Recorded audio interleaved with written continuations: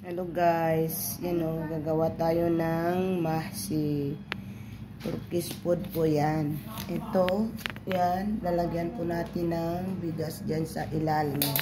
Sa kaya naman ng kusa, hindi ko pa tapos, tatanggalin ko pa yung laman dito, yung nasa ilalim. Tapos, ito siya guys, yan, ilalagay natin yan. Ang nakaano dyan guys, rice ng Egyptian rice, tomato, at saka bawang, at saka karne. Yan, ang nakapula dyan, tomato paste, mantika, yan, asin, masarap po yan, guys. Yan ang ano po natin ngayon, luto natin. Tingnan natin, medyo matagal-tagal itong gagawin eh.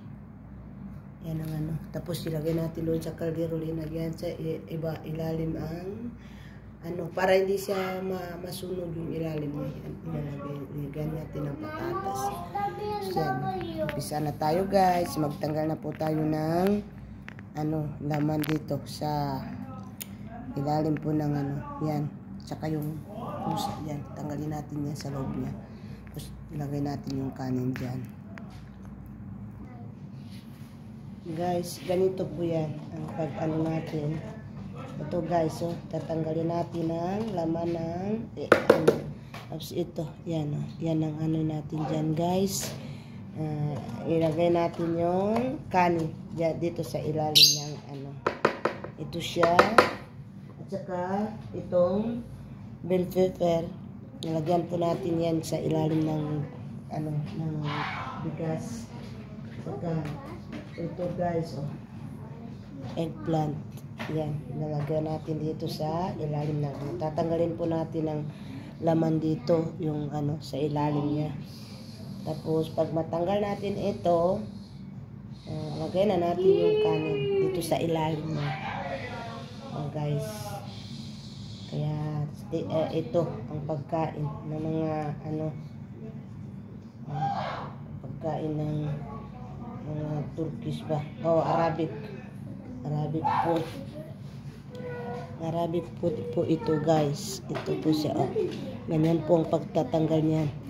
Tatanggalin po yung nasa ilalim niya para ano, para ito ang ano, kanin yung ipalit dito sa laman niya. Ito po siya guys. Ganito po tayo ano, ganito yung paggagawa dito sa ano. Ito siya guys. Yan. Yan. Tanggalin natin ang laman dito. Tapos, yung kanin na yan, nilalagay natin dito sa ilalim ng ano. Yan siya guys. Ito siya. Yan. Tatanggalin natin yung ano niya. Yan guys. Yan. Yan siya. Yan. Pagkatapos nan guys, ito para ano siya, lagay na natin yan. Ito siya guys, lagay natin yung kanin sa ilalim po dito. Tingnan nyo, ganyan po mag ano dito. Ganyan guys. Yan. Kailangan ano, meron naka ano sa ilalim. Ganyan po siya guys, maggawa po ng mahsi. Po yung mahirap na pagkain nila. National nila itong pagkain. Yan.